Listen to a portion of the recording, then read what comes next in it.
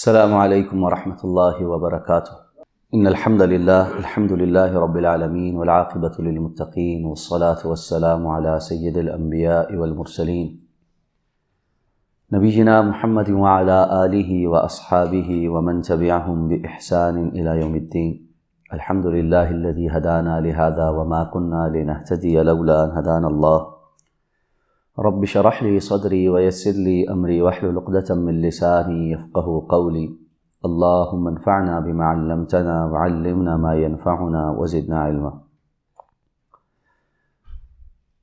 اللہ تعالیٰ کے فضل و احسان سے آج ہم اس علمی مجلس میں الہدیٰ انٹرنیشنل جیسے ایک موقر ادارے میں جمع ہیں، اس دعا کے ساتھ کہ اللہ تعالیٰ ہمارا مل کر یہاں پر بیٹھنا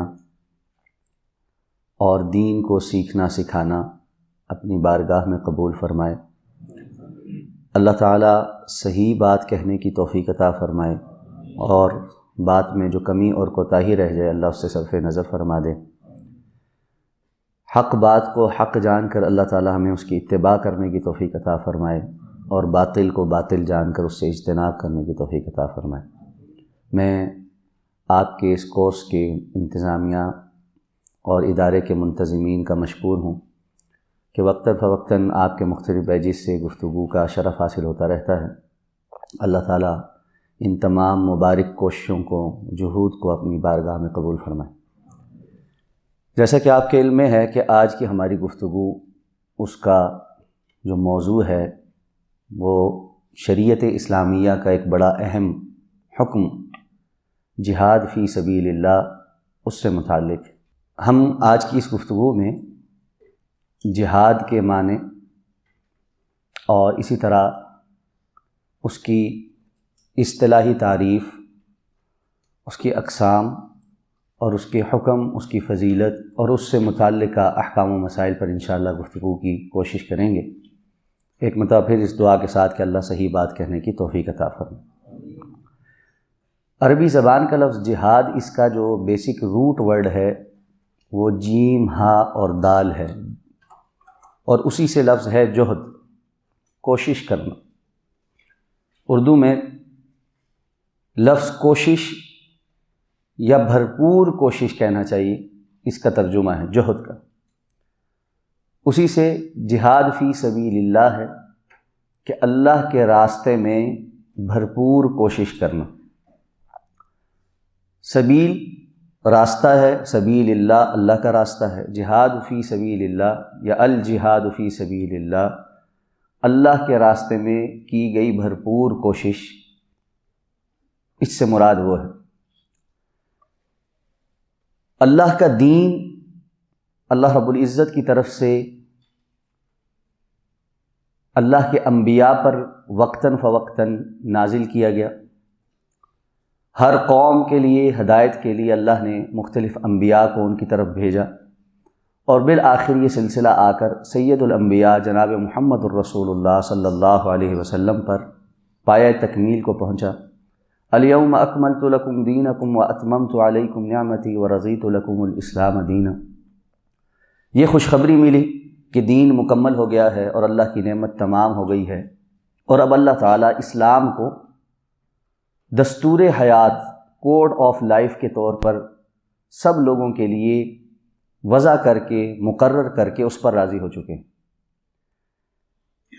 وَمَن يَبْتَغِ غَيْرَ الْإِسْلَامِ دِينًا فَلَن يُقْبَلَ مِنْهُ، جو اسلام سے ہٹ کر کسی اور دستور کو لے کر آئے گا، کسی اور دین کو لے کر آئے گا، اللہ کے ہاں ہرگز اس کا وہ کانسیپٹ قبول نہیں کیا جائے۔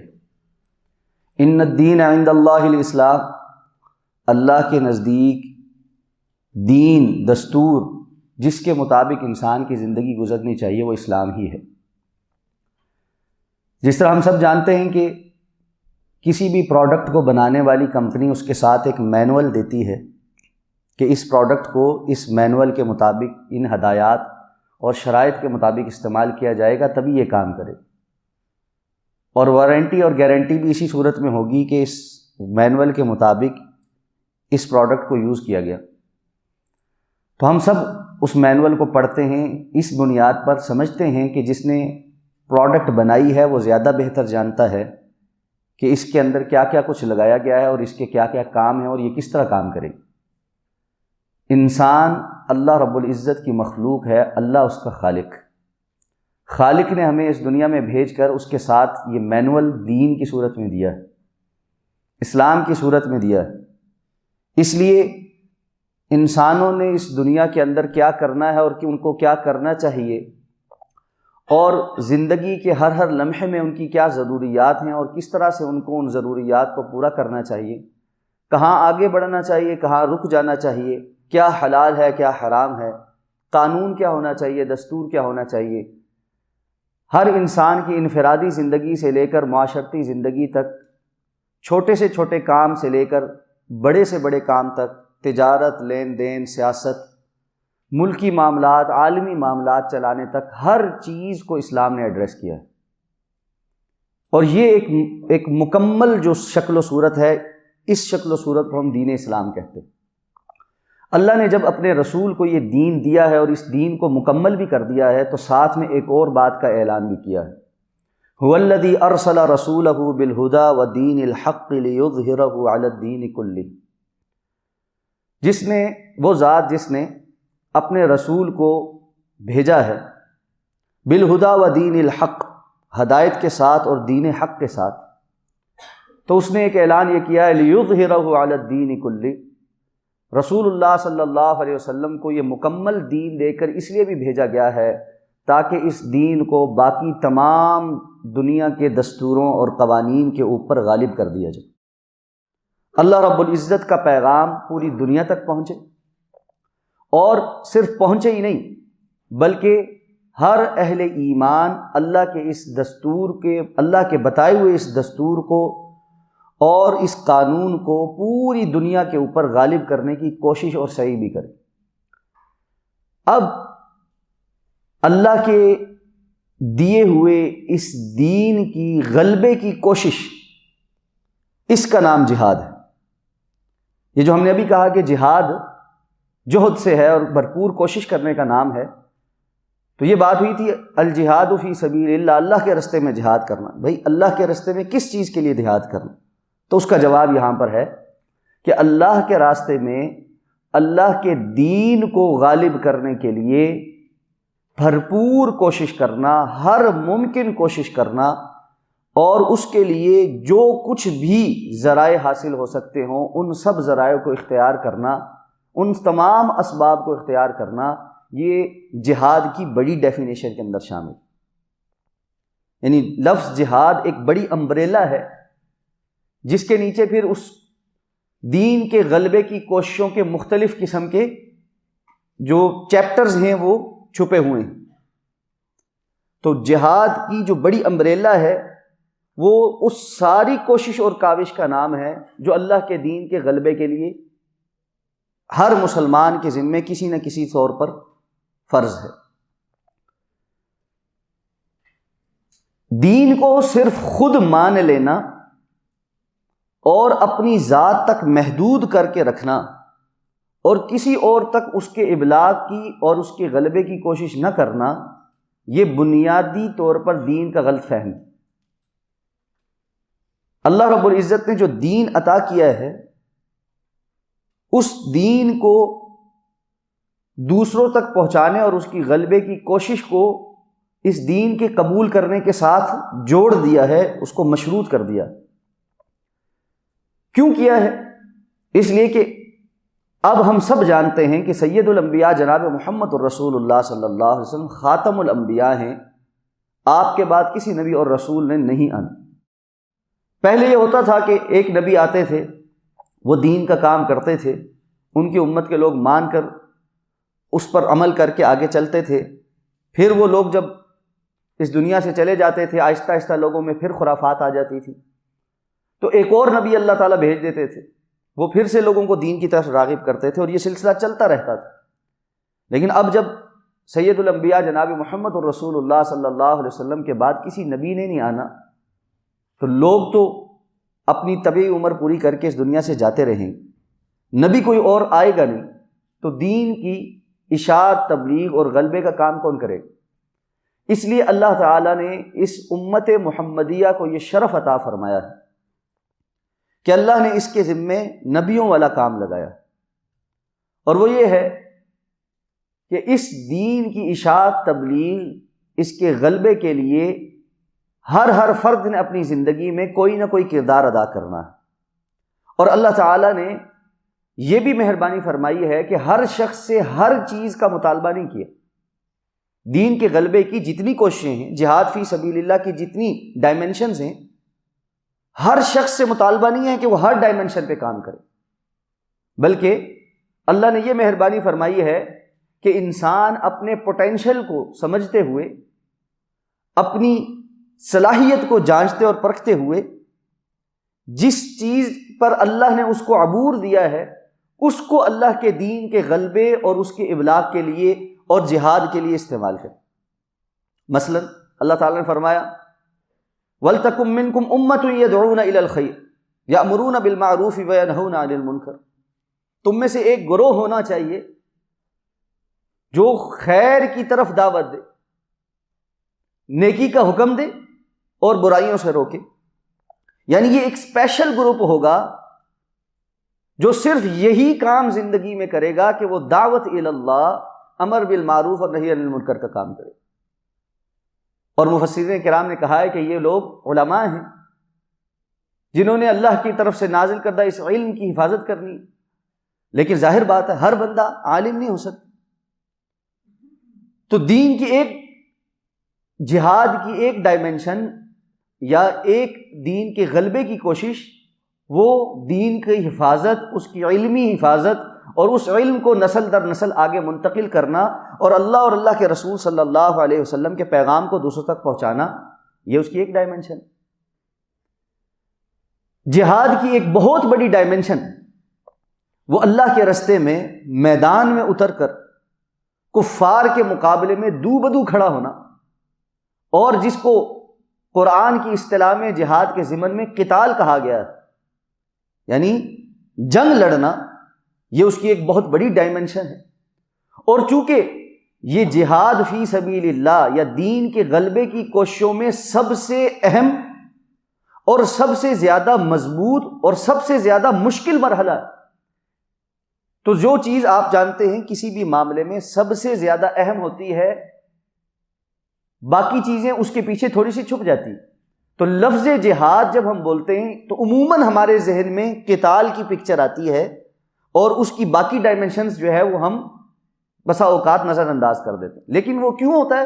اس لیے کہ قتال فی سبیل اللہ، اللہ کی خاطر کفار سے مقابلہ کرنے کے لیے، دین کے غلبے کے لیے اور ساری دنیا کے اوپر دین کو نافذ کرنے کے لیے میدانوں میں اتر کر کفار کے دو بدو، اگر لڑنا پڑے تو لڑنا، قتل کرنا پڑے تو قتل کرنا، اور شہادت کا شوق ہونا کہ اللہ کے راستے میں یہ کام کرتے ہوئے اگر میری جان بھی چلی جائے تو میں اپنی جان بھی قربان کرنے کو تیار ہوں، چونکہ یہ اس جہاد کی ایک بہت اہم اور بڑی ڈائمنشن ہے۔ اس لیے عموماً جہاد اور قتال کو ایک ہی معنی میں لے لیا جاتا ہے، اور جہاد فی سبیل اللہ جب بھی بولا جاتا ہے تو اس سے مراد قتال فی سبیل اللہ ہوتا ہے۔ اور قرآن مجید میں بہت ساری جگہوں پر جہاں پر لفظ جہاد آیا ہے اور جہاد کے لفظ سے احکامات دیے گئے ہیں، وہاں پر اس کی مراد قتال ہے، اور پھر صراحت کے ساتھ بھی قتال کے بھی حکم دیے، وَاقْتُلُوهُمْ حَيْثُ ثَقِفْتُمُوهُمْ وَقَاتِلُوا الْمُشْرِكِينَ، تو اس طرح قتال کے علیحدہ سے باضابطہ حکم بھی دیے گئے۔ تو اللہ کے اس دین کے غلبے کے لیے جس طرح ایک گروہ ایسا ہے جس نے صرف دعوت اللہ کا کام کرنا ہے، تو مسلمانوں میں ایک گروہ ایسا بھی ہونا چاہیے جس نے میدانوں میں اتر کر اللہ کے دین کے غلبے اور اللہ کے دین کے دفاع اور اس کے آگے پھیلاؤ اور کفار کی آنکھوں میں آنکھ لڑا کر اپنی جان ہتھیلی پر رکھ کر اس کام کو کرنا، اور ان کی ایک علیحدہ سے فضیلت ہے، مقام اور مرتبہ۔ اسی طرح اللہ کے دین کے ابلاغ کے لیے اور نشر و اشاعت کے لیے اور اس کو دنیا میں پھیلانے کے لیے ظاہر بات ہے اسباب کی ضرورت، مال کی ضرورت۔ تو لوگوں میں کچھ ایسے لوگ بھی ہونے چاہیے جو اس نیت کے ساتھ اللہ رب العزت کی طرف سے حلال کردہ تجارت کے اصول اختیار کریں کہ ہم مال کمائیں گے اور اللہ کے دین کی ابلاغ اور نشر و اشاعت اور اس کی جو غلبے کی کوشش ہے اس کے اندر اپنا مال صرف کریں گے. اس لیے ہم دیکھتے ہیں کہ صحابہ کرام رضوان اللہ تعالیٰ علیہم اجمعین کی جو تربیت اللہ کے رسول صلی اللہ علیہ وسلم نے کی تھی، ان میں ایسے لوگ بھی موجود تھے جو اس ڈائمنشن میں کام کرتے تھے. اور جب اللہ کے رسول صلی اللہ علیہ وسلم نے کسی بھی موقع پر دین اسلام کی ضروریات کی پیش نظر اس بات کا اعلان کیا کہ اس وقت اسلام کو مالی ضروریات کی ضرورت ہے، تو وہ صحابہ پیش ہو کر آگے بڑھے اور انہوں نے اللہ کے رسول صلی اللہ علیہ وسلم کے اس حکم پر لبیک کہتے ہوئے بہت کچھ دین اسلام کے لیے صرف کیا. تو یہ بھی ایک ڈائمنشن ہے کہ دعوت تبلیغ کے ساتھ، میدانوں میں اترنے کے ساتھ ساتھ مال کے ساتھ اللہ کے رسول صلی اللہ علیہ وسلم کے حکم کے مطابق جہاد کرنا. اسی طرح ایک ڈائمنشن جو بالخصوص موجودہ دور میں بڑی اہم ہو گئی ہے، اللہ کے رسول صلی اللہ علیہ وسلم نے تو اس کو بہت پہلے بیان کر دیا تھا، لیکن آج کے دور میں اس کی اہمیت بہت بڑھ گئی. وہ ڈائمنشن ہے زبان کے ذریعے، ابلاغ کے ذریعے اسلام کے دفاع اور غلبے کی کوشش کرو. رسول اللہ صلی اللہ علیہ وسلم نے فرمایا تھا تم مشرکوں کے ساتھ جہاد کرو بِأَمْوَالِكُمْ وَأَنفُسِكُمْ وَأَلْسِنَتِكُمْ، اپنے مالوں کے ذریعے سے، اپنی جانوں کے ذریعے سے اور اپنی زبانوں کے ذریعے سے. موجودہ دور میں چونکہ ابلاغ کے ذرائع بہت پھیل گئے، media, electronic media, social media, اتنے پلیٹ فارمز جو ہے وہ میسر آ گئے ہیں کہ یہ پلیٹ فارمز قوموں کی برین واشنگ کے لیے استعمال ہوتے ہیں. اس وار کو موجودہ زمانے کی اگر ہم ٹرمنالوجی میں گفتگو کریں تو 5th جنریشن وار کہا جاتا ہے. 5th جنریشن وار کا مطلب یہ ہے کہ اب جنگیں جو ہیں وہ اس طرح سے اتر کر میدانوں میں اتر کر یا اسلحے کے ساتھ نہیں لڑی جاتی، بلکہ قوموں کے جو افراد ہیں ان کی ذہن سازی کر کے ان کو ان کے منہج سے، ان کے طریقے سے اور ان کے اصول سے ہی پھیر دیا جاتا ہے. اگر کسی بھی معاشرے کے لوگ فکری طور پر اپنی فکر سے ہٹ کر کسی اور کی فکر سے ہم آہنگ ہو جائیں، اس کی بولی بولنا شروع ہو جائیں، اس کی فکر پر آ جائیں، اس کی سوچ پر آ جائیں، تو اس کے ساتھ لڑنے کی کیا ضرورت باقی رہ جاتی؟ لڑائی تو اختلاف کی وجہ سے. اس کی ایک مثال یہ ہے، اگر ہم جہاد فی سبیل اللہ کا یہ کام بہت احسن طریقے سے کریں اور جس کے نتیجے میں پوری دنیا کے لوگ یا ان کی ایک بڑی کثرت، ایک میجورٹی ہمارے دین کے اس اصول اور ضابطے کو تسلیم کرنے لگ جائے اور اس میسج کو قبول کر لے جو اللہ کی طرف سے آیا ہے، تو ایسے لوگوں کے ساتھ لڑنے کی کیا ضرورت رہ جائے. اور معاملہ اس کے برعکس بھی ہے کہ اگر کفار اتنی محنت کر رہے ہوں کہ دین کے معاملے میں ہم پس پشت چلے جائیں اور ان کی اس نظریے اور فکر کو قبول کر لیں جو عموماً معاشرے میں دیکھنے کو مل رہا ہے کہ بڑی تیزی کے ساتھ مسلمان قبول کر.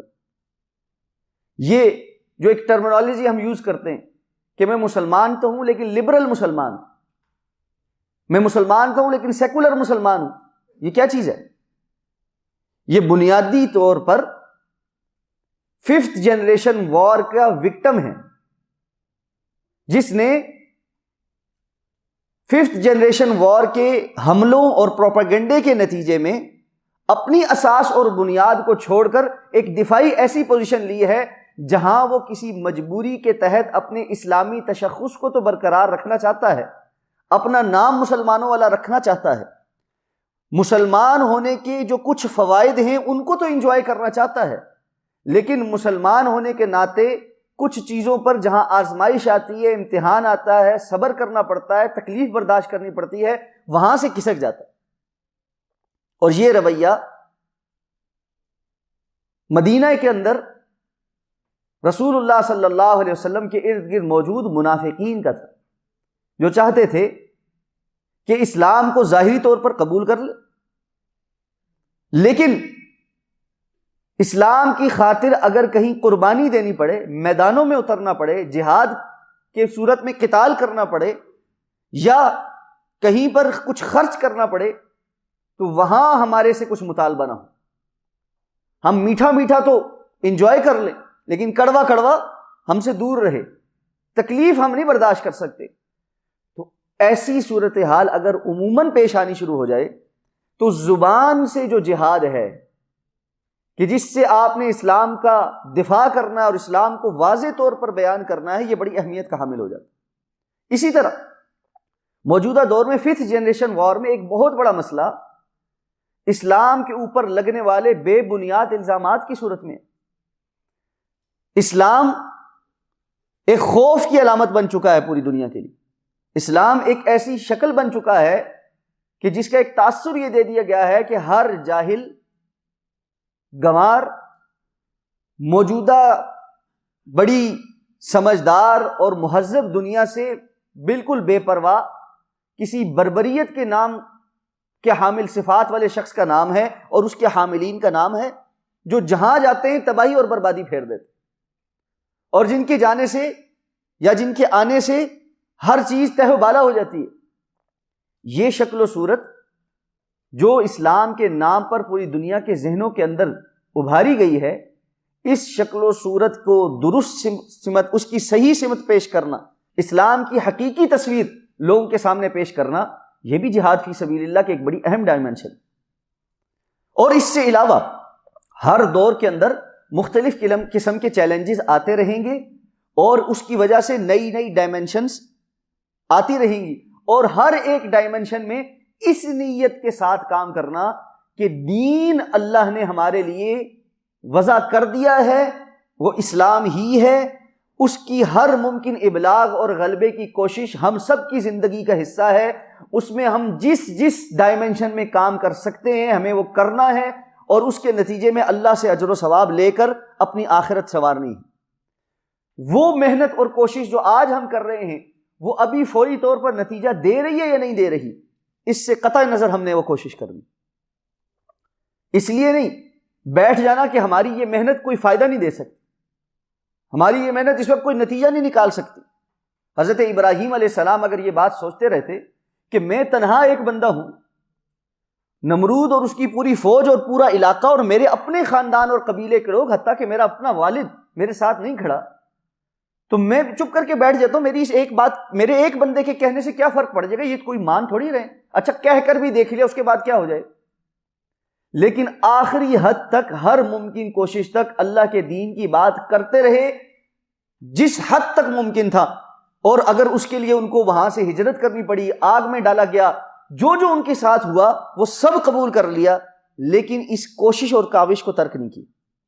امام الانبیاء جناب محمد رسول اللہ صلی اللہ علیہ وسلم کی سیرت طیبہ ہمارے سامنے اس بات کا عملی نمونہ ہے کہ اللہ کے رسول صلی اللہ علیہ وسلم نے اللہ کے اس دین کے غلبے کے لیے کوئی ایک ڈائمنشن بھی جو ہے نا وہ خالی نہیں چھوڑی، ہر ڈائمنشن میں کام کیا۔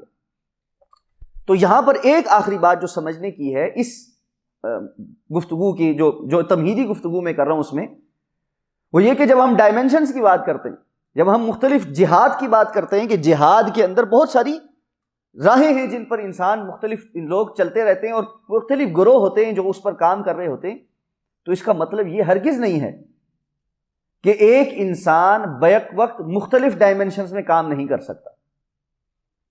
یقیناً ایک مسلمان بیک وقت مختلف ڈائمنشنز میں کام کر سکتا ہے، اور بلکہ اس کو یہ دیکھنا چاہیے کہ اللہ نے اس کو اتنی صلاحیتیں دے رکھی ہیں، اپنی ان صلاحیتوں کو ابھار کر، اجاگر کر کے وہ بیک وقت ان صلاحیتوں پر کام کر کے زیادہ سے زیادہ خیر سمیٹ۔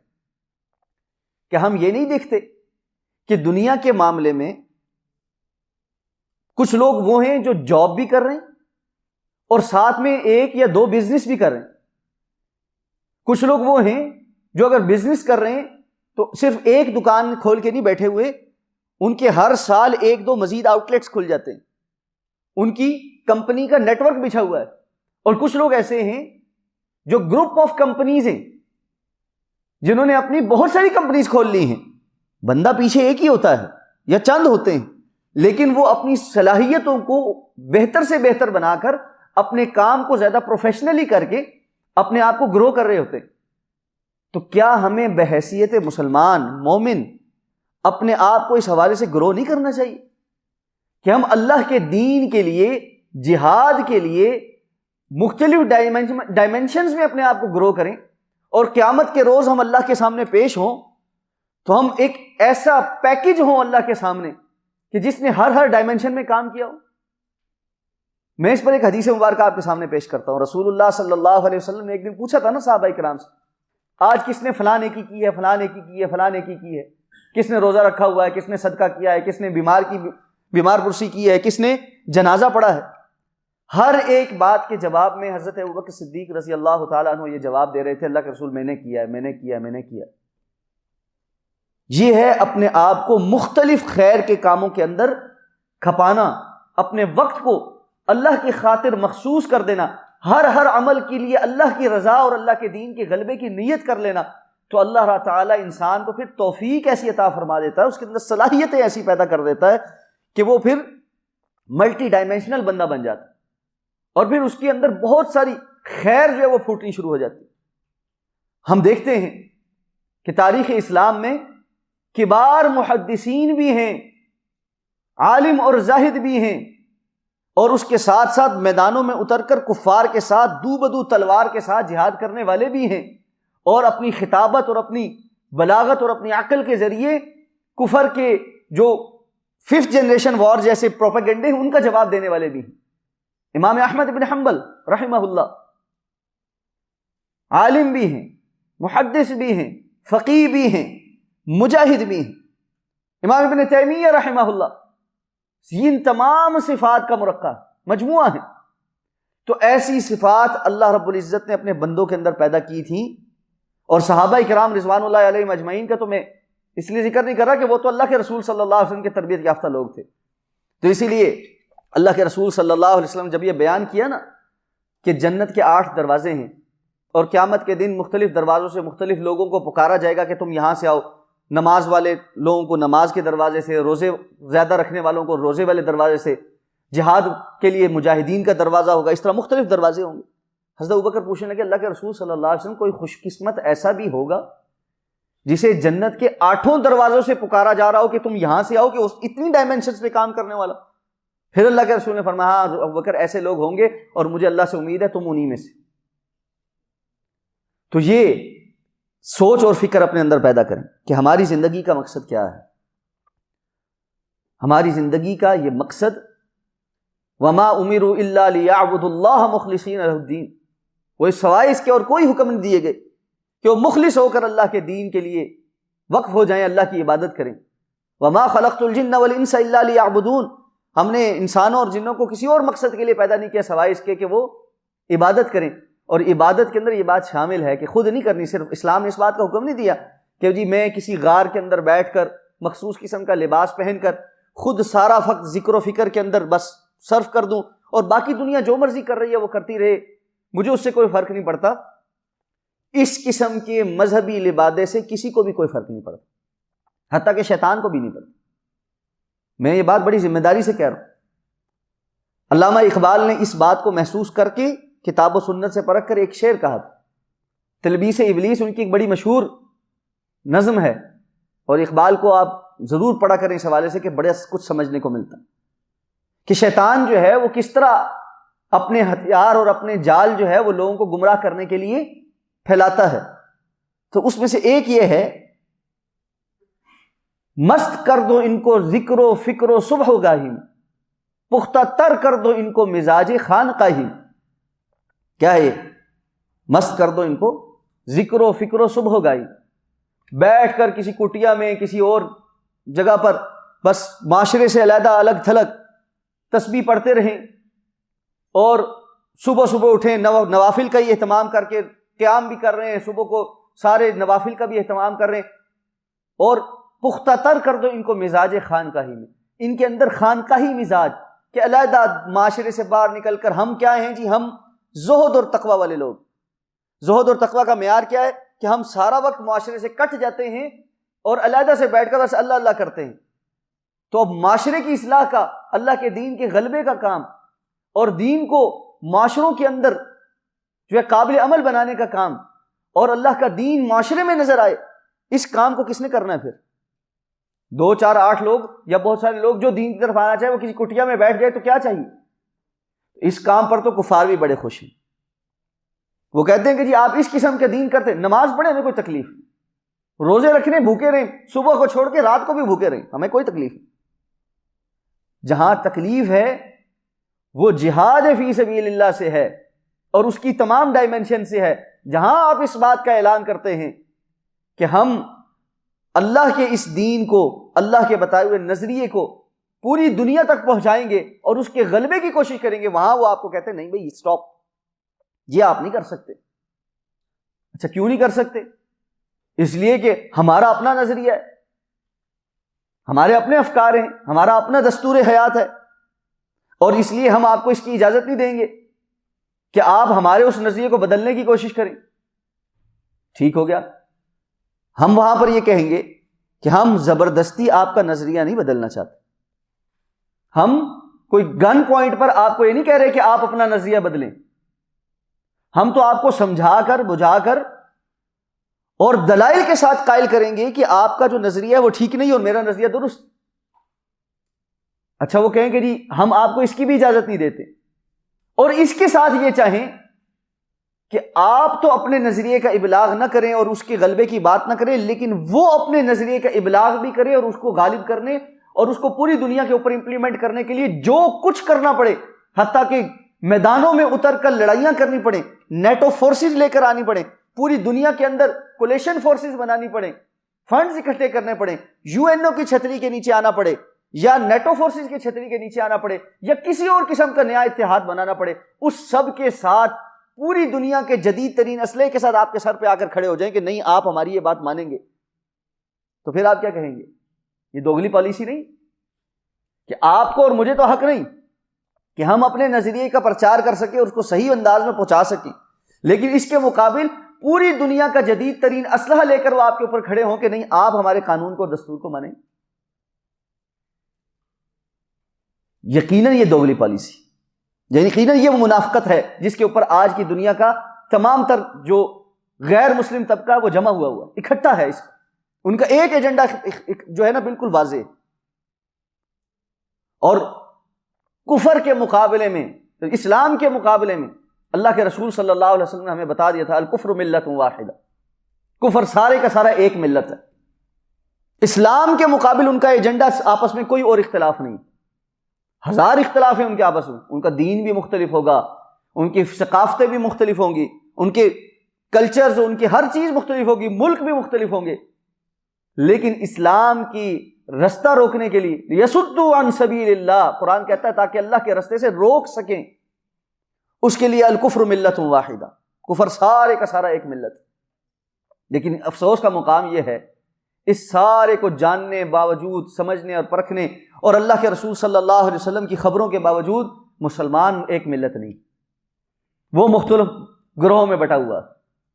وہ سب سے پہلے پوری دنیا کے اندر ملکوں کے گروہوں میں بٹا ہوا، یہ میرا ملک ہے، یہ تیرا ملک ہے، یہ میری اپنی سیاست ہے، تمہاری اپنی سیاست ہے.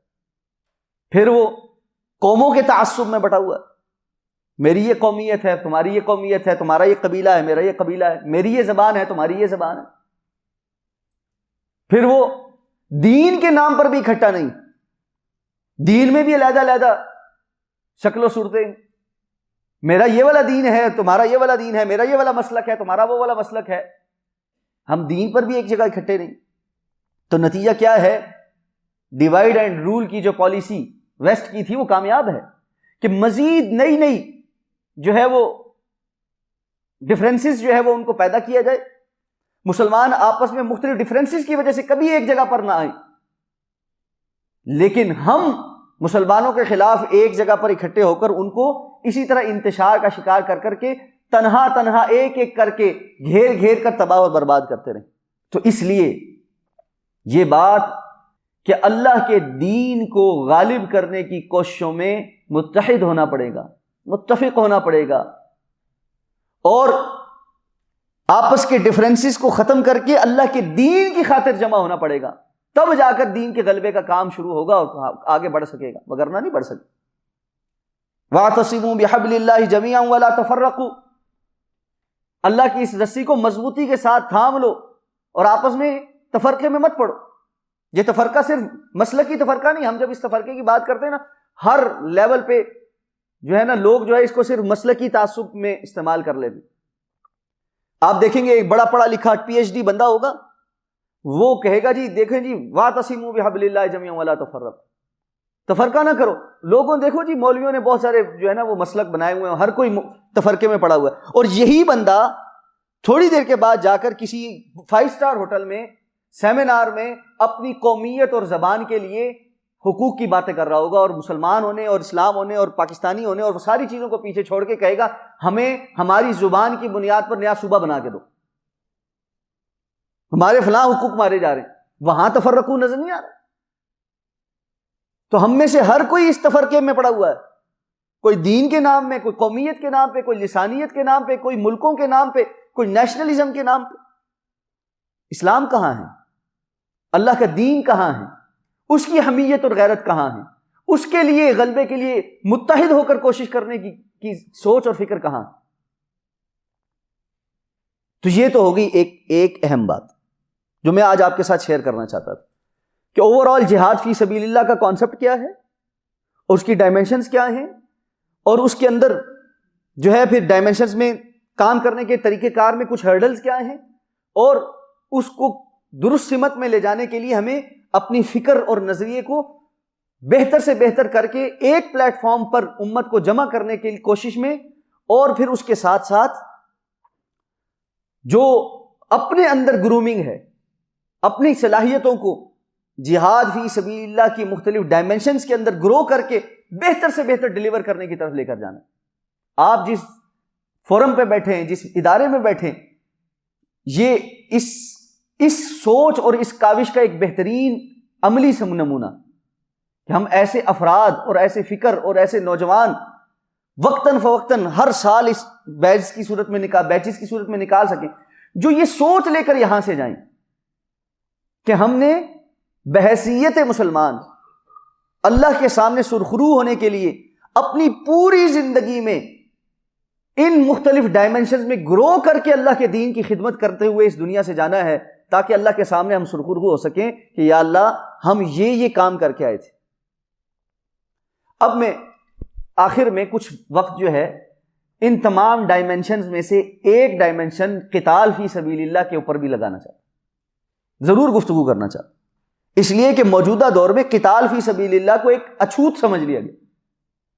جہاد کی اس ڈائمینشن کو بات ہی نہیں کی جاتی، بات کرنا ہی شجر ممنوع ہو گیا، بات کرنا ہی لگتا ہے جی جو بات کر رہا ہے وہ دہشت گرد ہے. اور یہ بات بھی مجھے یہاں پر کہتے ہوئے اس لیے یعنی میں فکر مند ہوں کہ مجھے بھی یہ بات یہاں پر بھی کہتے ہوئے پہلے یہ وضاحت دینی پڑے گی کہ بھائی قتال فی سبیل اللہ کا دہشت گردی کے ساتھ کوئی تعلق نہیں ہے.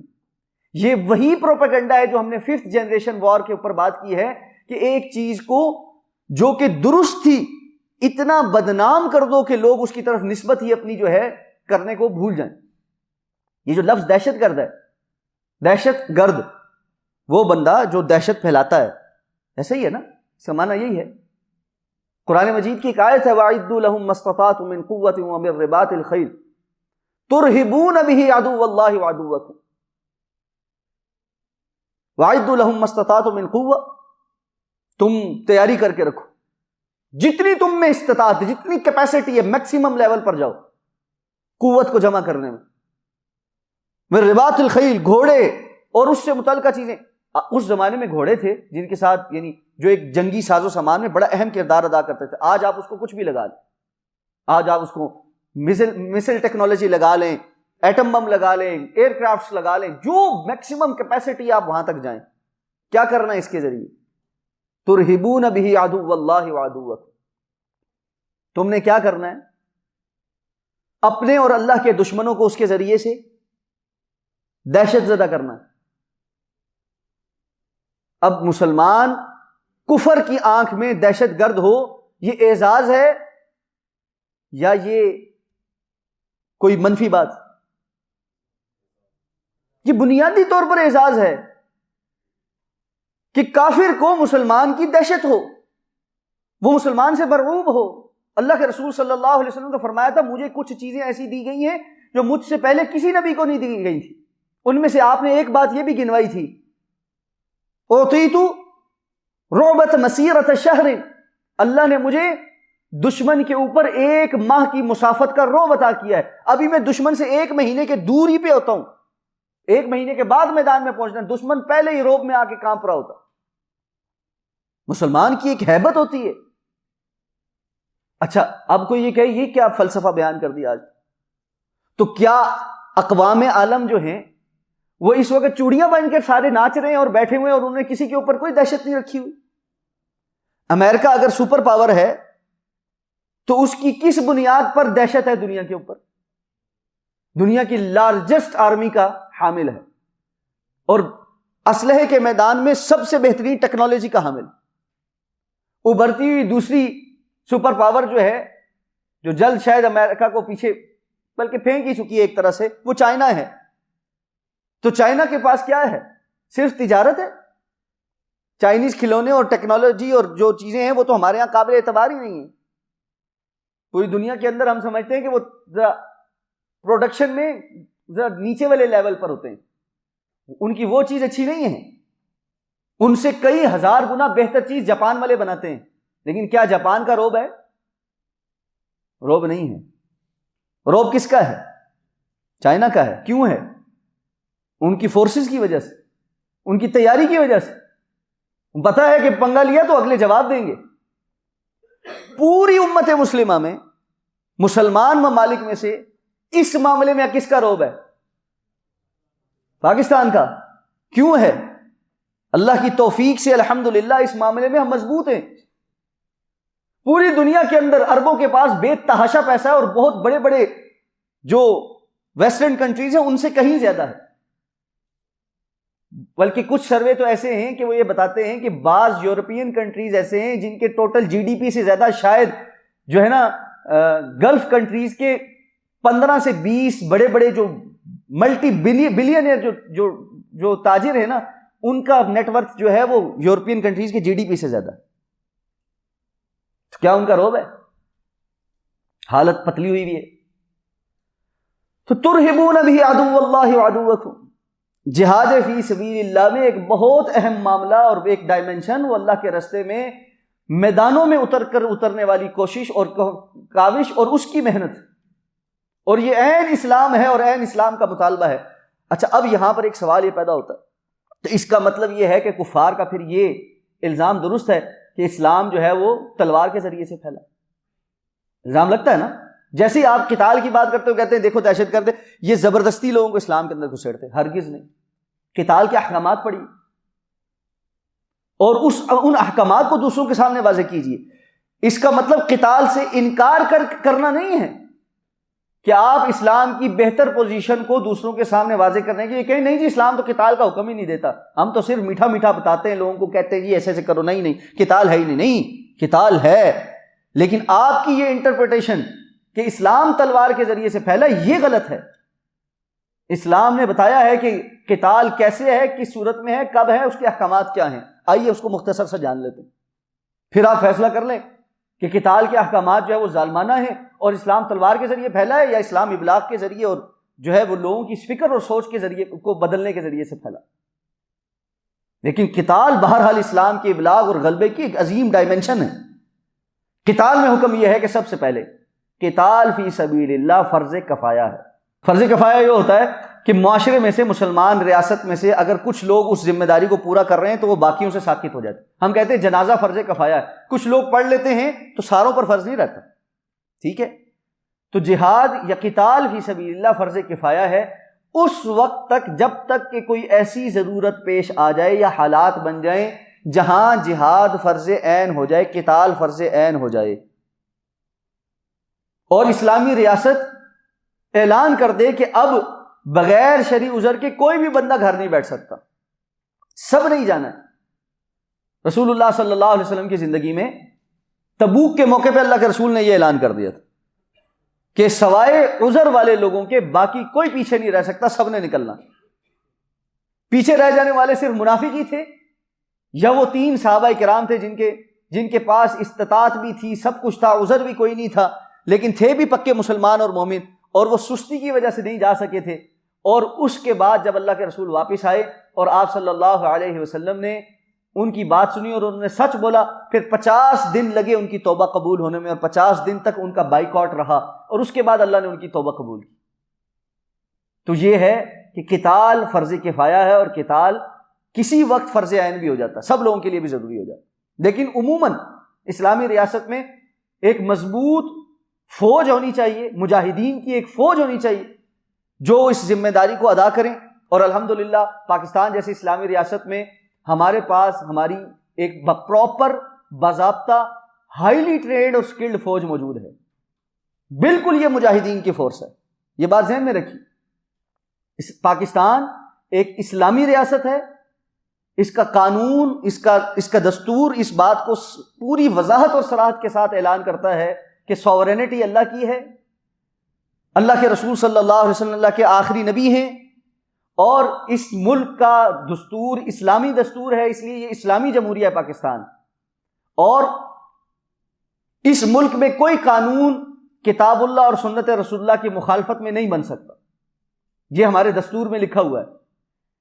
جس طرح ایک فرد جب ان باتوں کو مان لے وہ مسلمان ہو جاتا ہے، اسی طرح ایک ریاست جب ان باتوں کو مان لے تو وہ مسلمان ہوتی ہے، اور اسی طرح جب کوئی فرد انڈیویجولی ان ساری باتوں کو ماننے کے باوجود کچھ غلطیاں، کمیاں، کوتاہیاں کرتا ہے، گناہ کرتا ہے، لیکن وہ کافر نہیں ہو جاتا جب تک ان بنیادی باتوں کا انکار نہ کر دے۔ اسی طرح ریاست کے اندر بھی غلطیاں بھی ہوتی ہیں، کمیاں بھی ہوتی ہیں، کوتاہیاں بھی ہوتی ہیں، وہ غلط فیصلے بھی لے لیتی ہے، بہت کچھ ہوتا ہے، قانون بھی سارے اسلام کے مطابق نہیں ہوتے، کچھ غلط بھی ہوتے ہیں، لیکن اس اساس اور بنیاد کو تسلیم کرنے کی وجہ سے وہ اسلامی ریاست ہوتی ہے۔ اور اس اسلامی ریاست کے اندر رہنے والے باشندے ٹیکس ادا کرتے، اور ٹیکس ادا کرنے کے اندر ان کی جو نیتیں ہیں کہ ایک اسلامی ریاست کا نظام، انتظام اور انصرام درست سمت میں چل سکے، اس میں سے ایک اہم چیز اپنی فوج کی مضبوط کرنا، اپنے دفاعی اداروں کو مضبوط کرنا، اور ان دفاعی اداروں کو مضبوط کرنے کے پیچھے ایک ہی نیت، اور وہ یہ کہ اسلام کے نام پہ بننے والی اس ریاست کے اندر جہاد فی سبیل اللہ یا قتال فی سبیل اللہ کرنے والا ایک وہ گروہ موجود ہو جس کی موجودگی کی وجہ سے ترہبون بہ عدو اللہ وعدوکم، تم اللہ کے دشمنوں کو اور اپنے دشمنوں کو ڈراتے رہو۔ اس لیے الحمدللہ قتال کے معاملے میں جو ہم نے کہا تھا فرض کفایہ ہے، پاکستان کے اندر اور دیگر مسلمان ممالک کے اندر جہاں جہاں ان کی فوج موجود ہے، یہ فرض کفایہ ادا کرنے کے لیے باضابطہ ادارے موجود ہیں۔ اور یہ بات ذہن میں رکھے، کوئی یہ کہے کہ یہ باضابطہ اب جو فوج بن گئی ہے تو کیا یہ کیسے مجاہدین ہو سکتے؟ حضرت عمر رضی اللہ تعالیٰ نے اس کو باضابطہ کر دیا تھا۔ حضرت عمر رضی اللہ تعالیٰ کی خلافت کے دور میں ہی مجاہدین کا اسلامی ریاست کی جو فوج تھی وہ باضابطہ فوج بن چکی تھی، اس میں جو ریکروٹمنٹ تھی وہ باقاعدہ طور پر کچھ اصول اور ضوابط کے تحت ہوتی تھی، اور ہر بندے کو نہیں لیا جاتا تھا، اور پھر اس کے ساتھ جو کمیشن لوگ ہوتے تھے ان کے وظیفے بھی ہوتے تھے، مجاہدین کی تنخواہ بھی ہوتی تھی، ان کے گھر والوں کی دیکھ بھال کرنے کا پورا انتظام ہوتا تھا، پھر چھاونیاں ہوتی تھیں، فوج کی رسد اور طلب کے جو نظام تھا وہ سارا بھی موجود تھا۔ تو یہ سارے کا سارا سسٹم حضرت عمر رضی اللہ تعالیٰ عنہ کے دور سے باضابطہ ہو چکا تھا۔ تو اس لیے باضابطہ فوج جہاں موجود ہو اسلامی ریاست میں، الحمدللہ وہ فرض کفایہ ادا کر رہی۔ اس کے ساتھ اگر کسی وقت ریاست کو ضرورت محسوس ہو کہ نہیں اس باضابطہ فوج سے ہٹ کر ابھی مزید لوگوں کی ضرورت ہے، کوئی باہر سے آ کر حملہ کر دے، یا کسی اور جگہ مسلمانوں نے حملہ کرنا ہے اسلام کے غلبے کے لیے اور افراد کی زیادہ ضرورت ہے، تو اسلامی ریاست طلب کر سکتی ہے کہ اس وقت ہمیں عام لوگوں کی ضرورت ہے۔ اور ہم جانتے ہیں جو لوگ بزرگ موجود ہیں 65 کی جنگ میں، بہت ساری جنگوں پر اسلامی ریاست نے، پاکستان کی ریاست نے اس بات کا اعلان کیا کہ ہمیں اب والنٹیئرز کی ضرورت ہے، اور الحمدللہ ہماری قوم نے والنٹیئرز پیش کی، اور بڑی تعداد میں پاک فوج کے شانہ بشانہ پاکستانی جو عام افراد ہیں وہ اپنی خدمات سر انجام دیتے رہے۔ تو ایسا بھی ہوگا اگر کبھی ایسا ہوا۔ ایک چیز بہت اچھی پاکستان کے اندر شروع کی گئی تھی، بعد میں کسی وجوہات کی بنا پر ختم کر دی گئی، اور وہ یہ تھا کہ NCC programme, national cadet corps, ہر کالج کے اندر بچوں کے بھی اور بچیوں کے بھی، لڑکے اور لڑکیوں سب کے کالج کے اندر FSC اور FA کے لیول پر جا کر فوج کے ذمہ دار افراد اور جو اس کے ٹریننگ دینے والے لوگ ہیں وہ جاتے تھے، اور 1 مہینے یا 40 دن کے ایک کورس کرواتے تھے جس میں بنیادی فوجی تربیت یہ دی جاتی تھی، اور یہ بہت اچھا پروگرام تھا، اور یہ ہونا چاہیے، اور ہم چاہتے ہیں کہ یہ پاکستان کے اندر دوبارہ شروع ہو، کیوں نہ ہو۔ مجاہدین کی کمک کے لیے ایک نئی جنریشن میں ایک روح پھونکنا اور قتال فی سبیل اللہ کی ایک جو ہے وہ ایک ترغیب، اور پھر ان بچوں میں سے جو باصلاحیت لوگ ہیں ان کو چن کر پھر باضابطہ فوج میں کمیشن دینا، یہ بڑا اچھا ایک پروگرام تھا اور یہ اب بھی ہونا چاہیے۔ تو قتال فی سبیل اللہ یہ فرض کفایہ اور اس کی یہ کیفیات ہیں کہ اسلامی ریاست، اس کی باضابطہ فوج، اور وہ اس کی ذمہ داری ادا کرے گی، اور کسی وقت محسوس ہو کہ اس باضابطہ فوج سے ہٹ کر بھی کچھ لوگوں کی ضرورت ہے تو پھر سارے لوگ اس طرف جائیں گے۔ پھر قتال کے جو احکامات ہیں اس کے حوالے سے بات جان لیجیے۔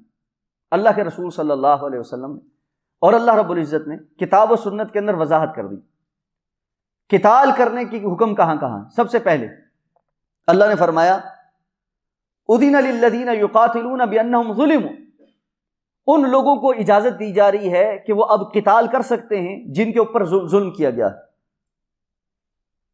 اخرجوا من دیارہم، ان کو کافروں نے ان کے گھروں سے بغیر کسی گناہ کے نکالا تھا، ہجرت کرنے پر مجبور ہوئے، اور اپنا جان مال انہوں نے جو ہے وہاں پر یعنی اپنا مال، اپنے اسباب سب کچھ چھوڑا اور جان بچا کر وہاں سے بھاگنا پڑا، اس لیے کہ وہ ان کو قتل کرنے کے در پہ بھی تھے۔ اور جب وہ ہجرت کر کے مدینہ آ گئے ہیں تو یہاں بھی وہ ان کو آرام سے نہیں رہنے دے رہے۔ تو ٹھیک ہے، اگر وہ عشق کے در پہ ہیں تو مسلمانوں کو بھی اجازت دی جا رہی ہے وہ قتال کریں۔ تو قتال کے لیے پہلی اس جو ایک اجازت ہے وہ کس بنیاد پر ہے کہ مسلمانوں پر ظلم کیا جائے، ان کو ہجرت پر مجبور کیا جائے، ان کے جان مال محفوظ نہ رہیں، تو اپنی جان مال عزت آبرو اور دین کی حفاظت کے لیے میدانوں میں اتر کر قتال کرنے کی اجازت ہے۔ یہ قتال کی وہ صورت ہے جس کو آپ کہتے ہیں یہ ڈیفینسو جہاد ہے، ڈیفینسو جہاد، اپنے دفاع کے لیے۔ دوسرا جہاد کون سا ہے؟ بعض لوگوں نے کہا جی اسلام میں جہاد صرف قتال صرف ڈیفینسو ہی ہے، یہ بھی ایک بہت بڑی غلط فہمی، بہت بڑی غلط فہمی۔ اسلام میں جہاد اوفینسو بھی ہے، اور اگر اوفینسو نہ ہو تو صحابہ کرام کا جزیرہ عرب سے باہر نکل کے فارس اور روم کے ساتھ، اس دور کی دو سپر پاورز تھیں ایران اور رومن سٹیٹ، ان سب کے ساتھ قتال اور جہاد جو ہے، اور مسیلمہ کذاب جیسے مرتدوں اور جھوٹے مدعیان نبوت کے ساتھ جو قتال ہے وہ کس کیٹیگری میں ہے؟ وہ سارا اوفینسو ہے۔ دین کی مخالفت میں جو جو قوت ابھرے گی، لیکن کیوں ہے؟ ان کے ساتھ ہے جو میدانوں میں اتر کر لیصدوا عن سبیل اللہ، کفر کے وہ لوگ جو مار کے اس لیے لڑتے ہیں تاکہ اللہ کے رستے سے روک دیں۔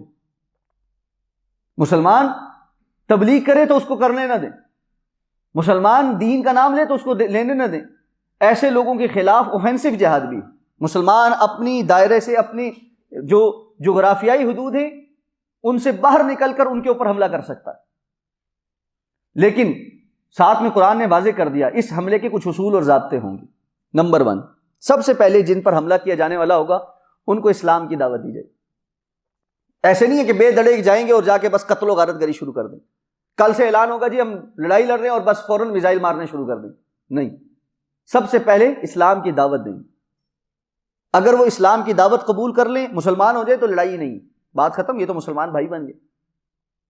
اگر یہ نہیں تو مسلمان ریاست ان کو یہ کہے گی کہ آپ ہمیں ایک ٹیکس دیں جس کو قرآن نے جزیہ کہا ہے، حتی یعطوا الجزیۃ عن ید وہم صاغرون، اپنے ہاتھ سے مسلمان ریاست کو ایک ٹیکس دیں اور مسلمان ریاست کے تابع فرمان ہو کر وہ اپنی ایک علیحدہ اینٹی کے طور پر رہ سکتے ہیں، ان کا حکمران بھی ان کا اپنا ہو سکتا ہے، لیکن وہ مسلمان ریاست کے احکامات کو ماننے کا پابند ہوگا۔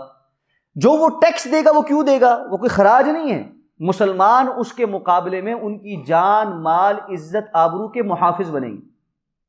اگر کوئی علاقہ یا کوئی ملک کسی مسلمان ریاست کے سامنے سرنڈر کر دیتا اور کہتا ہے کہ ہم ٹیکس دے کر جزیہ دے کر رہنا شروع کریں گے، تو اب مسلمانوں کے ذمے ہے کہ وہ ان کی جان مال عزت آبرو اور ان کو ان کے دین پر عمل کرنے کی اجازت دیں گے اور اس کی حفاظت کریں گے۔ حضرت سعد بن ابی وقاص رضی اللہ تعالیٰ عنہ ایک علاقے کے لوگوں سے جزیہ لیتے ہیں اور مسلمانوں کے اس لشکر کو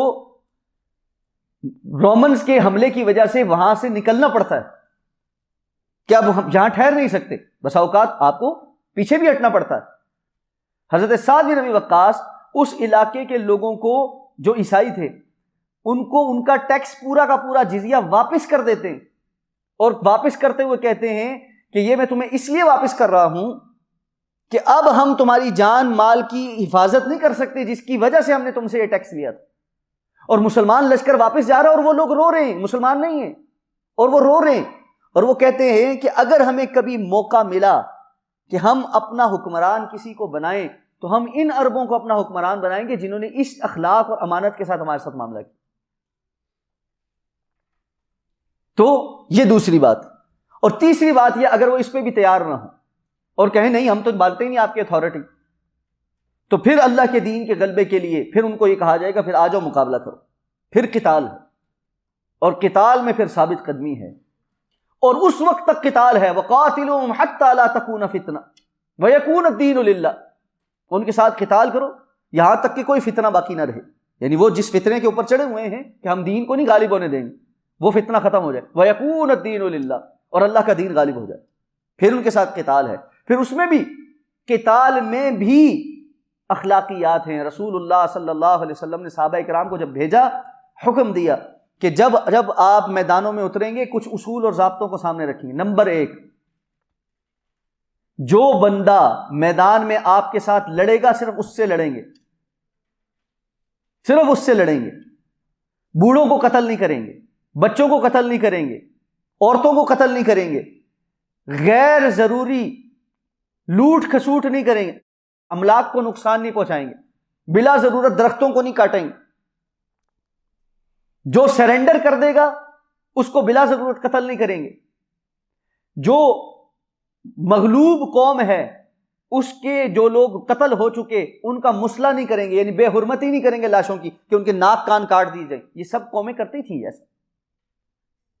اور جو لوگ گرفتار ہوں گے ان کے ساتھ علیحدہ سے اخلاق بتایا کہ کس طرح سے سلوک کیا جائے. اس لیے اسلام کے قتال کے ایسے احکامات کہیں اور آپ کو تاریخ میں نہیں ملے.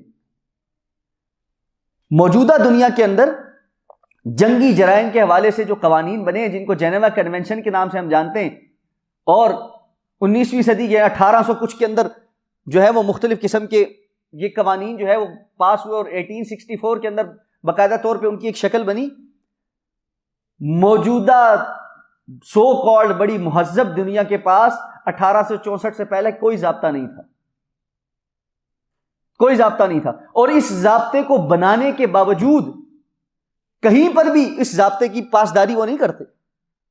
اس ضابطے کے اندر لکھا ہوا جنیوا کنونشن کے اندر کہ جب لوگ ملک آپس میں لڑیں گے ایک دوسرے کے اوپر گیس حملے نہیں کریں گے، کیمیائی حملے نہیں کریں گے. اس ضابطے کے بننے کے باوجود بعد امریکہ نے ایٹم بم بھی مارا ہے ہیروشیما اور ناگاساکی پہ، اور مختلف دنیا کے ممالک میں کیمیائی حملے ہر وقت ہوتے ہیں. اور جس پر سب سے زیادہ یہودی روتے ہیں کہ ہٹلر نے ہمیں گیس چیمبروں میں بند کر کے مارا. ہولوکاسٹ جو ہے جس پر بات کرنا ہی منع ہے، یہ کس نے کیا؟ یہ مسلمانوں نے کیا ہے. آج مسلمانوں کو دہشت گرد کہنے والے اپنی ذرا تاریخ پر، اور زیادہ دور کی تاریخ پر نہیں، یہ 100-150 سال کی تاریخ پر ذرا نظر دوڑا لیں تو کیا کچھ ہوا ہے سمجھ آ جائے گی، سمجھ آ جائے گی کہ ہم کیا کرتے رہے. تو پامالی کس طرح کی ہے، اور جنگی قیدیوں کے ساتھ ایک برتاؤ کیا جائے گا، اس کا پورا کوڈ آف کنڈکٹ ہے کہ جنگی قیدیوں کو کس طرح رکھا جائے گا، کیا معاملات کیے جائیں گے. ابھی حالیہ عراق کے اندر مسلمان قیدیوں کو جو ابو غریب جیل کے اندر جس طرح رکھا گیا اور جو کچھ کیا گیا، اور پھر ابھی افغانستان کے اندر دوبارہ امریکہ کے بھاگنے کے بعد جو قیدیوں کی صورتحال اور جیلوں کی صورتحال نظر آ رہی ہے وہ کیسی ہے، اور گوانتانامو بے کے اندر جس انداز میں مسلمانوں کو رکھا گیا. جنیوا کنونشن کہاں ہے؟ کسی جگہ نہیں ہے، اور کوئی بندہ اس کو تسلیم نہیں کرتا کسی جگہ میدانوں میں. لیکن اسلام ایسا دین ہے جس نے جو اخلاق اور قانون دیا، ہر دور کے اندر ہر جگہ کے مسلمان کے لیے، قیامت تک آنے والے مسلمان کے لیے قتال کے میدانوں میں وہ اصول اور ضابطے ویسے ہی رہیں گے جیسے اللہ کے رسول صلی اللہ علیہ وسلم نے دی. اور اگر کوئی ان سے انحراف کرے گا تو اسلامی ریاست اس کا مداوع کرے گی. حضرت خالد بن ولید رضی اللہ تعالیٰ عنہ سیف اللہ ہیں، ایک جنگ میں کچھ لوگ غلطی سے ان کے ہاتھوں قتل ہو جاتے ہیں، حالانکہ انہوں نے کلمہ پڑھ لیا تھا، لیکن حضرت خالد بن ولید نے سمجھا کہ انہوں نے کلمہ صرف دکھلاوے کے لیے پڑھا، یہ جان بچانا چاہتے ہیں، اصل میں مسلمان نہیں ہوئے. اللہ کے رسول صلی اللہ علیہ وسلم تک یہ بات پہنچی. اللہ کے رسول صلی اللہ علیہ وسلم فرمایا، یا اللہ میں خالد کے اس عمل سے بری ہوں، میں نے اس کو اس بات کا حکم نہیں دیا. پھر آپ صلی اللہ علیہ وسلم نے ان لوگوں کی دیت ادا کی جو ایک مسلمان کی دیت ادا کی جاتی ہے جو ناحق قتل ہو جائے، اسلامی ریاست میں ان کی دیت ادا کی. کوئی مثال ہے اس کی؟ قتال کے کچھ احکامات ہیں، کچھ اصول ضابطے اسلام نے دیے ہیں. حضرت خالد بن ولید رضی اللہ تعالیٰ عنہ جب پہنچے تھے فارس کے باہر ایرانیوں سے لڑائی کرنے، تو خط لکھا بسم اللہ الرحمن الرحیم، خالد کی طرف سے ایران کے جو پروردہ ہے خسرو پرویز کے نام، خسرو پرویز اس کا وہ لقب ہوتا تھا اس دور پہ، جس طرح قیصر جو ہے وہ روم کے بادشاہ کا لقب ہوتا تھا، نام نہیں ہوتا تھا بادشاہ. اور اس کو کہا کہ والسلام علی من اتبع الہدی، اللہ کے رسول جب خط لکھتے تھے نا اسی طرح لکھتے تھے، اس پر سلامتی ہے جو ہدایت پر آ جائے، ہر ایک پر نہیں ہے. پہلی بات اسلم تسلم، اسلام قبول کر لو، ہر چیز تمہارے اوپر سے ہٹ جائے، امان میں آ جاؤ. اگر یہ نہیں تو جزیہ دو اپنے ہاتھوں سے، وانتم صاغرون، اور تم ہمارے سامنے زیر نگو ہو کے رہو گے. اگر یہ بھی نہیں تو یاد رکھنا میں جن لوگوں کو لے کر تمہارے پاس آیا ہوں ان کو موت اس طرح اچھی لگتی ہے جس طرح ایران کے لوگوں کو شراب اچھی لگتی ہے. اور اللہ کے رستے میں اپنی جان قربان کرنا، اس کی جو فضیلت ہے اور اس کا جو شوق اللہ کے رسول صلی اللہ علیہ وسلم نے بیان کیا، صحابہ کرام اس کی وجہ سے اس قدر اپنی جان اللہ کے رستے میں قربان کرنے کے لیے بےتاب رہتے تھے جتنا ہم آج اپنی جان بچانے کے لیے بےتاب رہتے. صحیح بخاری کی حدیث ہے، اللہ کے رسول صلی اللہ علیہ وسلم نے فرمایا لوددت ان اقتل ثم احیا ثم اقتل ثم احیا ثم اقتل ثم احیا ثم اقتل ثم احیا. میری اپنی خواہش، اللہ کے رسول صلی اللہ علیہ وسلم کی خواہش یہ ہے کہ میں اللہ کے رستے میں قتل کیا جاؤں، پھر زندہ کیا جاؤں، پھر قتل کیا جاؤں، پھر زندہ کیا جاؤں، پھر قتل کیا جاؤں، پھر زندہ کیا جاؤں، پھر قتل کیا جاؤں، پھر زندہ کیا جاؤں. یہ سلسلہ چلتا ہی رہے. اللہ کے رسول صلی اللہ علیہ وسلم نے فرمایا اللہ کے رستے میں جو مجاہد ہے جب یہ اپنی جان قربان کرتا ہے اللہ اس کو کچھ خصوصیات اور صفات عطا فرماتا. اس میں پہلی صفت یہ ہے کہ اس کا خون ابھی زمین پر نہیں گرتا اس سے پہلے اللہ اس کی شہادت قبول کر لیتا. دوسرا، اس کو کانٹا چبھنے جتنی تکلیف ہوتی ہے اللہ کی طرف سے. لوگ سمجھ رہے ہیں اس کو بڑی برے طریقے سے مار دیا گیا، لیکن اللہ اپنے بندے کے لیے اتنی آسانی پیدا کر دیتا ہے کہ اس کو تکلیف اتنی سی ہوتی روح نکلنے کی. اور پھر اللہ تعالیٰ نے اس کے لیے جنت کے اندر مقام رکھا ہوتا، اور یہ قیامت کے دن اپنے اعزاء اور اقرباء میں سے 70 لوگوں کی سفارش کر سکے گا ہر ایک مجاہد، اور یہ سفارش رد نہیں ہوگی. معلوم ہے جس کو اللہ سفارش کرنے کی اجازت دے دے گی اس کی سفارش رد نہیں ہوگی، جس کی رد ہونی ہے اس کو اجازت ہی نہیں ملے گی سفارش کرنے کی. اور اللہ کے رسول صلی اللہ علیہ وسلم نے فرمایا جس بندے نے اللہ کے رستے میں جہاد اور قتال کرتے ہوئے اتنا وقت صرف کیا ہے جتنا اونٹنی کا دودھ دھونے میں لگتا ہے. کتنی دیر لگتی ہے ایک اونٹنی کا دودھ دھونے میں؟ کتنی دیر لگتی ہے؟ Maximum 10-15 minute. 10-15 منٹ آپ نے فرمایا جس بندے نے اللہ کے رستے میں قتال کیا ہے اللہ نے اس کے لیے جنت لکھ دی ہے. اور آپ نے فرمایا اللہ نے کچھ آنکھوں پر جہنم کو حرام کر دیا، ان میں سے ایک آنکھ وہ ہے جو مسلمانوں کی پہرے کے لیے جاگتی ہے. مسلمان فوج ہے، مسلمانوں کا لشکر ہے یا مسلمان ریاست ہے، ان کی حفاظت کے لیے راتوں کو جاگنے والے جو مجاہدین ہیں اللہ نے ان کی آنکھوں کی اس کام کی وجہ سے ان کے اوپر جہنم حرام کر دی. اور اللہ کے رسول صلی اللہ علیہ وسلم نے فرمایا اللہ کے رستے میں نکلنے والے کے جسم پر جو غبار پڑتا ہے، یہ غبار اور جہنم کی آگ کا جو دھوئیں کا غبار ہے، یہ دونوں ایک جگہ جمع نہیں ہوں گے. صحابہ کرام جب یہ باتیں سنتے تھے نا اللہ کے رسول سے، کہتے اللہ کے رسول میدانوں میں، اللہ کے رسول جنگ میں موجود ہیں، ایک صحابی آ رہے ہیں اللہ کے رسول کو آ کے کہتے ہیں اللہ کے رسول اگر میں ابھی مر جاؤں لڑتے لڑتے قتال کرتے کرتے تو میں کیا ہوں، میں کہاں جاؤں گا؟ آپ نے فرمایا تم جنت میں جاؤ گے. اب وہ کھجوریں کھا رہے تازہ، کھاتے کھاتے خیال آیا اتنی دیر بھی کیوں کہ میں یہ کھجوریں کھانے میں جو ٹائم لگ رہا ہے اس سے پہلے جنت میں پہنچوں. کھجوروں کا وہ خوشہ ادھر ہی چھوڑا اور مجھے جو ہے جہاد کی صفوں میں گھسے اور قتال کرتے کرتے اللہ کے راستے میں شہید ہو گئے. اور بعض صحابہ ایسے ہیں جن کو اللہ کے رسول صلی اللہ علیہ وسلم کی صحبت ہی اتنی سی نصیب ہوئی ہے. بس ایک شخص آئے اور آ کر کہا اللہ کے رسول صلی اللہ علیہ وسلم اجاہد فی سبیل اللہ ام مسلم، ابھی مسلمان نہیں ہیں، میں اللہ کے راستے میں جہاد کروں یا مسلمان ہوں؟ آپ نے فرمایا اسلم ثم جاہد، پہلے اسلام قبول کرو پھر جہاد کرو. انہوں نے کلمہ پڑھا، مسلمان ہوئے، اسی وقت صفوں میں گھسے، اسی وقت شہید ہوئے۔ اللہ کے رسول صلی اللہ علیہ وسلم نے فرمایا عمل قلیلا واجر کثیرا، اس نے عمل تو بہت تھوڑا سا کیا ہے لیکن اجر و ثواب بے تحاشا لے گی۔ زندگی میں کوئی اور عمل نہیں تھا پاس، لیکن یہ عمل اتنا بڑا ہے۔ ایک فکر انسان کو آتی ہے میں تو مر جاؤں، بندے کو جان تو بڑی پیاری ہوتی ہے نا، جی تو بہت چاہتا ہے کہ شہید ہو جاؤں، لیکن سنا ہے ظالم جان سے مار دیتے۔ تو ہمارا مسئلہ تو یہ بھی ہے۔ اللہ تعالیٰ قرآن مجید میں فرماتے ہیں قُل لَن يَنفَعَكُمُ الْفِرَارُ مِنَ الْمَوْتِ أَوِ الْقَتْلِ إِذًا لَّا تُمَتَّعُونَ إِلَّا قَلِيلًا۔ اللہ کا رسول جو یہ باتیں کرتے ہیں نا کہ ہم مر جائیں گے تو کیا ہوگا، اوئے ہوئے جان چلی جائے گی، ان کو ایک بات کہیں، تمہیں موت سے اور قتال سے فرار فائدہ نہیں دے گا، کتنا جی لو گے، اِذًا لَّا تُمَتَّعُونَ إِلَّا قَلِيلًا، آج نہیں مرے تو کل تو مرنا، تھوڑا سا اور عیاشی کر لو گے۔ جو منافقین جہاد کے میدانوں میں سے بھاگے تھے، جو احد کے میدان میں پہنچ کر اللہ کے رسول کو دغا دے کر عبداللہ بن ابی کے ساتھ 300 کی تعداد میں واپس چلے گئے تھے، کیا وہ آج زندہ ہے؟ کیا وہ ہمیشہ زندہ رہیں گے؟ کیا آج جو اللہ کے راستے سے بھاگ رہے ہیں اور لڑنے اور قتل ہونے سے مرتے ہیں، کیا وہ ساری زندگی جی لیں گے؟ لیکن آج امت کے زوال کے اسباب میں سے ایک سبب یہ ہے کہ ہم مرنا نہیں چاہتے۔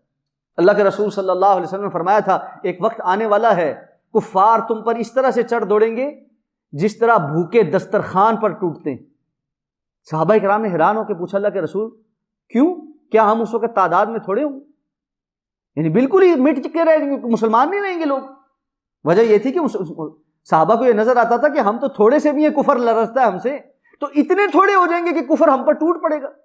آپ نے فرمایا نہیں، بل انتم کثیر، ایسی بات نہیں ہوگی، تمہاری تعداد بہت ہوگی، ولکنکم غثاء، ان کا غثاء السیل، لیکن تمہاری حیثیت سمندر کی جھاگ کے بلبلوں کی سی حیثیت ہوگی۔ نظر تو بہت آتے ہیں لیکن بلبلے ہوتے ہیں، جا کے بندہ دیکھے تو اس کی کوئی حیثیت نہیں ہوتی، کچھ بھی، جھاگ ہوتی ہے صرف، ایسے ہاتھ لگاؤ تو پھٹ پڑتا ہے، اس کے اندر کچھ بھی نہیں ہوتا۔ ایسے مسلمان ہوں گے۔ آپ سے پوچھا، آپ نے پھر فرمایا کہ یہ وجہ کیا ہوگی، اس طرح تمہاری کیفیت پہنچ کیوں جائے گی؟ آپ نے فرمایا تمہارے اندر وہن کی بیماری آ جائے گی۔ صحابہ نے پوچھا اللہ کے رسول ومل وہن یا رسول اللہ، اللہ کے رسول یہ وہن کیا ہوتا ہے؟ آپ نے فرمایا حب الدنیا و کراہیت الموت، دنیا کی محبت اور موت سے کراہت، مرنا نہیں بس دنیا مل جائے۔ آج آپ ایک چیز دیکھتے ہیں اور عموماً سنتے ہیں، امت مسلمہ بڑی بری حالت میں ہے، امت مسلمہ کا حال ٹھیک نہیں ہے، امت مسلمہ بڑی کمزور ہے۔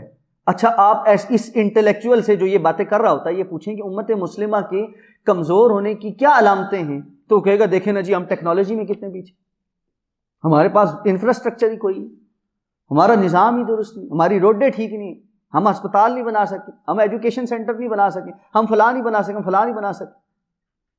یعنی اس کے نزدیک امت مسلمہ کی کامیابی یہ ہے کہ امت مسلمہ بھی سو کالڈ ترقی یافتہ ملکوں کی طرح بڑے بڑے ہائی اسکائی اسکیپرز بنا لے، بڑی بڑی ٹیکنالوجی جو ہے وہ ایجاد کرنا شروع کر دے اور اس طرح کے معاملات میں بہت ہائی فائی ہو جائے، تو اس کا مطلب امت مسلمہ صحیح جگہ پہنچ گئی ہے، اور اگر امت مسلمہ اس لیول پر نہیں ہے تو امت مسلمہ پیچھے ہے۔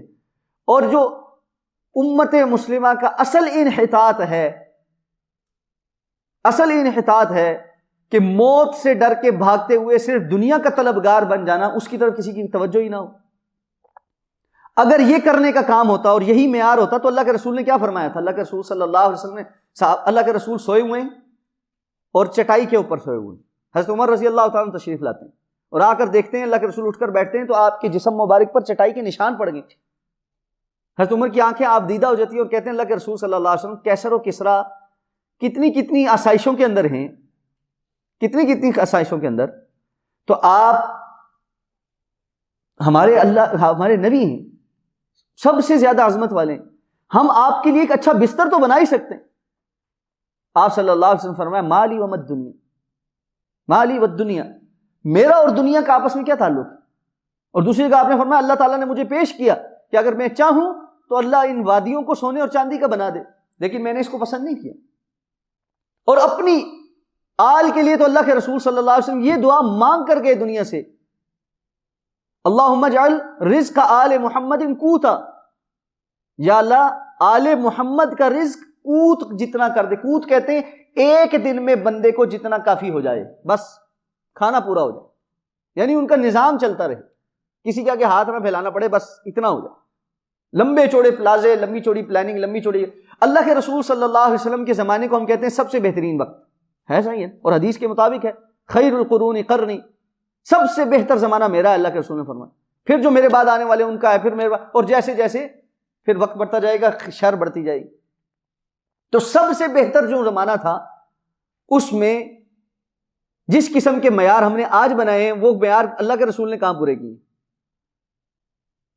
کتنے پل بنائے اللہ کے رسول نے, کتنی عمارتیں بنائیں, کتنے جو ہے وہ تجارتی منڈیاں بنائیں.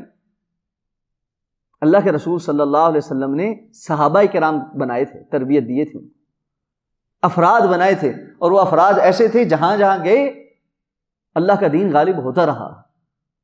اس لیے موت سے فرار, ڈرنا اور گھروں کے اندر بیٹھے دبک کے بیٹھے رہنا اور سمجھنا کہ اللہ کا دین غالب ہو جائے گا, یہ ہماری بہت بڑی ایک بے وقوفی.